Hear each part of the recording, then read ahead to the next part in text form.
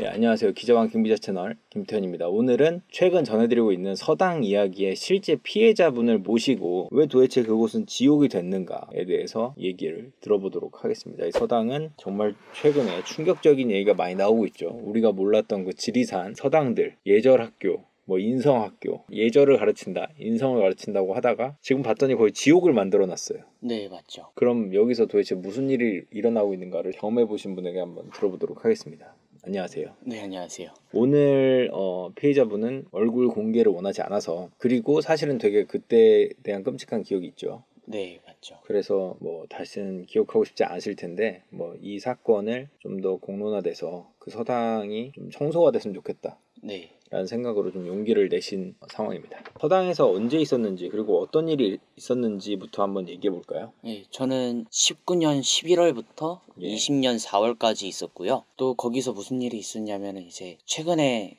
뉴스에 올라왔던 그 동성간 성폭행 사건의 제가 피해자고요. 이제 거기서 무슨 일이 있냐면은 정말 뉴스에서는 그 원장님이 불량 학생들이 많았다, 아니면 조금 통제가 되지 않는 학생들이다, 이렇게 사실 네. 말을 하더라고요. 근데 네. 저는 그게 좀 잘못됐다고 보는 게, 자신이 알고 받고 자신이 알면서도 그 학생들을 저희가 책임질 수 있다, 저희가 잘 교육시키겠다 하고, 또 일반 학생도 무자비하게 받고 그냥 오는 대로 그냥 우후죽순 받아버리니까, 가리지 않고 받아버리니까 이런 일이 당연히 생길 수밖에 없다라고 생각을 했고요. 그리고 그런 일이 생겼을 때 조금 더 나서서, 직접적으로 나서서 가해 학생에게 봉사를 시킨다든지 예. 처벌을 한다든지, 아니면 그 서당에서 나가게 해야 되잖아요, 사실은. 예. 근데 이제 그러지 않았다는 거죠. 왜냐면 그 학생들은 1인당 100만 원씩 내는데 당장 두세 명이 나가버리면 2, 300만 원이 사라지는 거거든요, 그 사람 입장에서는. 그리고 또 사실 원장님은 점심시간, 아침시간, 저녁시간 외에는, 아침에도 안 나오는구나, 점심 먹을 때와 저녁 먹을 때 제외하고는 항상 자기 방에만 있거든요. 나오질 않아요, 밖으로.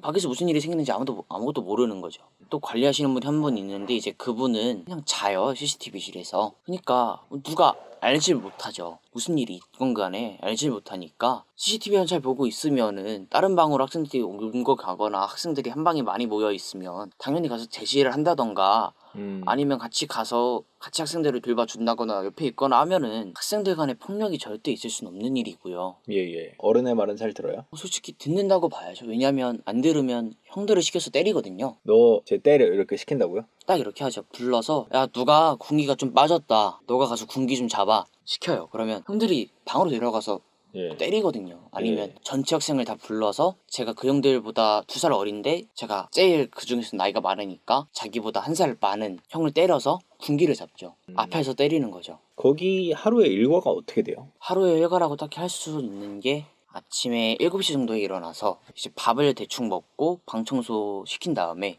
그 다음에 이제 그냥 수업하자고 불러요. 수업하자고 부르는데 사실상 수업은 안 하고 그냥 애들 빈정대다가 무슨 수업해요? 그냥 검정고시 가리킨다면서 책을 하나씩 나눠주고 그냥 알아서 공부해 이러고 끝나요. 과거 사건 보면은 그 네. 아이들이 학교를 가기도 하는데 학교를 안 가는 친구도 있는 거예요? 네, 학교를 안 가는 친구도 있죠. 검정고시를 보는 친구들인데, 이제 사실상 검정고시를 보는 친구들은 조금 다른 학생들보다 좀 빠릿빠릿한다던가, 네. 일을 좀 더 잘한다던가, 그런 학생들을 이제 검정고시 반으로 주로 넣었어요. 왜냐면 그 학생들이 돈이 되니까. 네. 일을 하면은 굳이 인부를 쓸 필요가 없잖아요.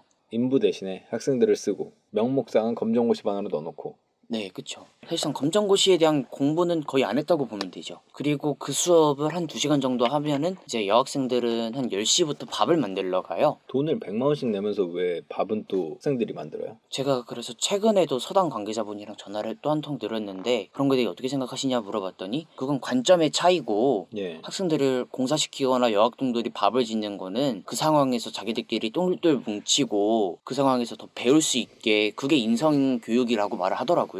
참 어이가 없더라고요, 솔직히. 그 여학생들은 10시에 밥을 하러 가요. 그 다음에 남학생들은 뭐예요, 그러면? 남학생들은 그냥 앉아서 시간 때우다 끝나는 거죠. 그리고 11시에 밥 먹고. 11시에서 12시 사이 밥 먹고 이제 그 다음부터는 하는 게 없어요. 그럼 이제 그 다음부터 그냥 놀아요. 그렇게 몇 시까지 놀아요? 학교 간 애들이 올 때까지 한 5시 정도까지 놀고, 이제 그러면 한 6시부터 밥을 줘요. 그 5시에도 또 이제 여학생이 밥을 짓나요? 네, 그쵸. 밥하는 사람이 없어요, 거기? 그 원장님 아내분이 짓긴 네. 하는데, 명목상으로는 도와달라는 거지만 사실상 반강제. 반강제죠. 누가 도와주고 싶겠어요, 돈 내고 와서. 그래서 그 일과를 보내고 6시에 이제 밥 먹어요. 그 다음에는 뭐예요? 밥을 먹고 먹고 한 1시간 정도 쉬다가 이제 수업을 한다고 부르긴 하는데 사실 그때도 그냥 애들이 다 수업을 안 해요. 왜냐면 누가 관리 감독하고 도와줘야 되는데 수업이라고 해서 앞에서 뭐 칠판 쓰고 그런 것도 아니라 제가 나오기 한 달 전부터는 뭐 수업이라고 해서 23살 형이 나와서 그냥 영어 야 이거야 하고 받아 적게 시키고 그게 끝이었거든요. 그럼 영어 하루에 5개였어요 그냥.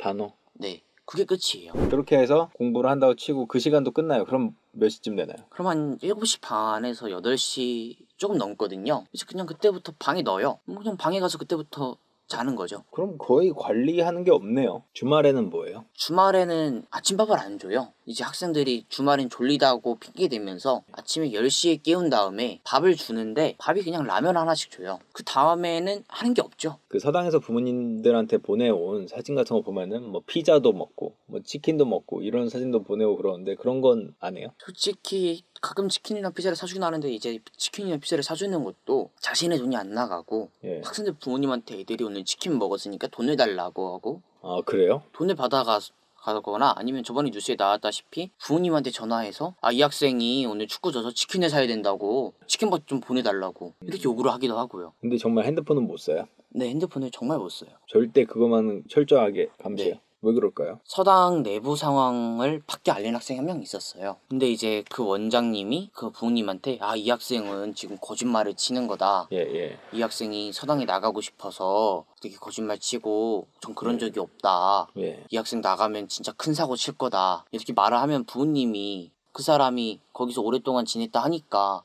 저 사람이 정말 생각이 있어 보이는구나 싶어서 다시 맡기게 되는 거예요. 예. 그러다 보니까 또 그럼 그 학생은 와서 뒤지게 맞았거든요. 그러면 다음 질문으로 넘어가면 왜 거기는 도대체 많은 피해자들이 한결같이 이런 말을 해요. 약육 강식이다 그곳은. 왜 거긴 약육 강식이 되는가? 이제 야구 경식이 될 수밖에 없는 이유는 정말 제가 최근에 그걸 봤어요. 교도관과 재수 실험이라고. 네. 정말로 어떻게 되냐면 그 원장님과 오랫동안 친분이 있고 오랫동안 같이 지냈거나 좀 나이가 있다 싶으면은 그 형들에게는 조금 이제 친분을 과시하기도 하고 이제 그러면 그 학생이 좀 잘못을 저질렀으면은 아무런 훈계가 없고 그러다 보니까 자연적으로 제일 나이 많은 커나 좀 오래 있던 사람이 권력을 잡게 되는 거죠. 근데 좀 거기가 폐쇄적인 집단이다 보니까 자기가 권력을 잡으면은 자기가 권력을 잡았다고 해서 학생들을 때려도 상관이 없는 거고 학생들한테 억압해도 상관이 없는 거니까 그러다 보니까 자연적으로 야구 강식이 되죠. 상상하기 힘든 정도의 학대가 계속 피해자들이 나오고 있어요. 솔직히 이게 말이 안 되는 수준의 그런 학대를 왜 도대체 일어난 건지. 솔직히 제 사건을 생각해 보자면 솔직히 걔네들이 조금 이제 제정신은 아니죠. 장난을 친다 해서 그럴 장난을 칠 애가 걔네들밖에 없어요. 저는 솔직히 뉴스 나오면서 대충 누군지는 감이 오긴 하지만 이제 그런 학생들이 있다 보니까 계속 이런 일이 생기고 관리가 안 되니까 더욱더 이런 일이 생기고 사실상 기숙사라 그러면 24시간 동안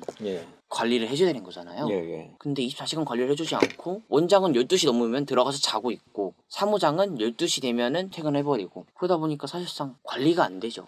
근데 그냥 관리가 안 됐다고 해서 지금 뭐 소를 막 목구멍에 넣고 막 화장실 청소하던 걸 네. 동성간의 성범죄 같은 것도 일어나고 그리고 그 수법이 너무 악랄하다고 해야 되나? 잔인하다고 해야 되나? 상상하기 힘든 수준인 게 단순히 이게 관리가 안 됐다 차원을 넘어서 뭔가 그렇게까지 사람들이 망가진 이유가 뭔가 있지 않을까요? 망가진 이유가 이제 사실은 거기 쓰면은 외부와 통신이 절대 안 되고 부모님하고 얘기도 못하고 이제 계속 억압받다 보니까 거기 쓰면은 거의 사람 미치죠. 가끔 가다가 이제 탈출하는 경우가 있긴 한데 한 3개월에 한 번씩 그래요. 왜냐면 한 3개월 정도 있으면은 미치거든요. 왜냐면 항상 원장님은 자기 식탁에는 밥이랑 고기랑 생선구이 이런 것들을 네. 쫙 차려놓고 먹고 근데 저희가 먹는 밥은 밥에 김치국에 김치에 콩나물 이거니까 얼마나 황당하겠어요. 그것도 참고 네. 위에선 계속 때리고 그러고 음식을 제대로 못 먹으니까 너무 배도 고프고 네. 그러면 정말 미칠 것 같더라고요. 그러니까 뭔가 이게 또 언제 끝날지도 모르고 이게. 네, 왜냐면 그 원장이 딱히 뭐 기간 정해놓고 데리고 있는 애들이 없어요. 항상 나가려고 한 달 정도 있다 나가려고 그러면 아직 안 된다. 네. 얘 또 나가면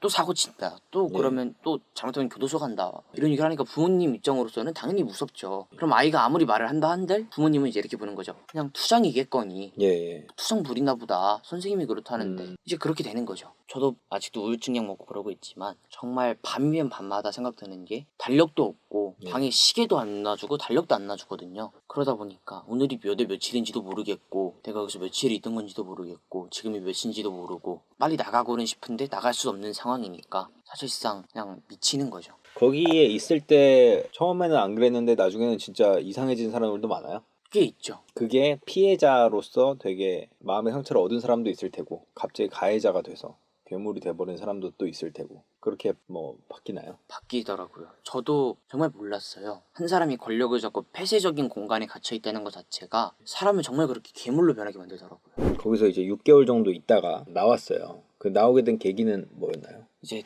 제가 전방십자인대가 끊어져가지고 나오게 됐는데 처음에 병원도 바로 갔어야 되는데 병원도 한 열흘 정도 있다 갔거든요. 그 어쩌다가 끊으셨어요? 이제 처음에는 축구를 하다가 다 무릎을 살짝 삐긴 했어요. 그래서 무릎이 좀 아팠었는데 이제 거기서 학생들이 버스 탈 수 있는 인원수보다 많다 보니까 초등학생을 무릎 위에 태우고 가는데 무릎이 안 치고 가다 보면은 버스가 계속 산길 있는 거 덜컹덜컹 거리다 보니까 애기가 한 50kg 정도 된 애기였거든요. 왜 초등학생들 보면 되게 좀 뚱뚱한 애들 많잖아요. 네. 그런 애들이 제 무릎 위에 앉았는데 버스가 덜컹거리면서 애기가 한번 튕겼어요. 그러니까 무릎이 탁 떨어지면서 정확히 딱 무릎이 맞았어요. 무릎이 반대를 꺾였거든요. 그래서 이랬다 병원 좀 보내달라 했다가 그 원장에게? 네, 싸대기도 맞고 욕도 듣고 또 그 상황에서 제가 다치면은 이제 제가 병원에 보내줄 거라 생각을 하니까 사실 병원에 가지 못했지만 이제 그럼 조금 제가 맞고 있고 좀 어수선한 틈을 타서 많이 도망도 쳤고 도망을 친다는 게 뭔 말이에요? 거기 서당에서 도망을 쳤죠. 어디로요? 이제 시내까지는 30km 정도 걸어야 돼요. 이제 거기까지 뛰어서 도망친다거나 아니면 한 번은 이런 경우도 있었어요.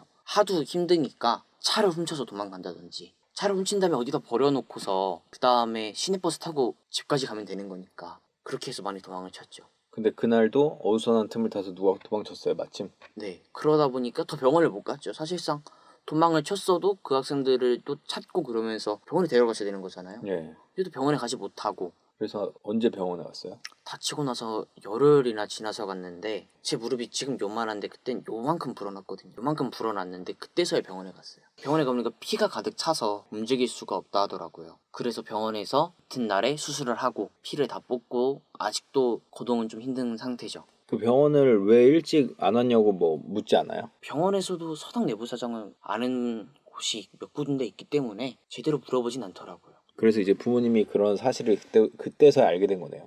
네, 그쵸. 그리고서는 어떻게 하셨나요? 그리고 나서는 처음에 나오려고 했죠.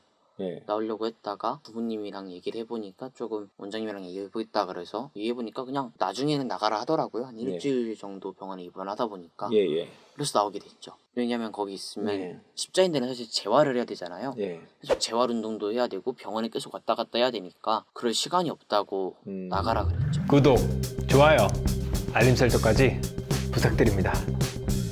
20만 가자!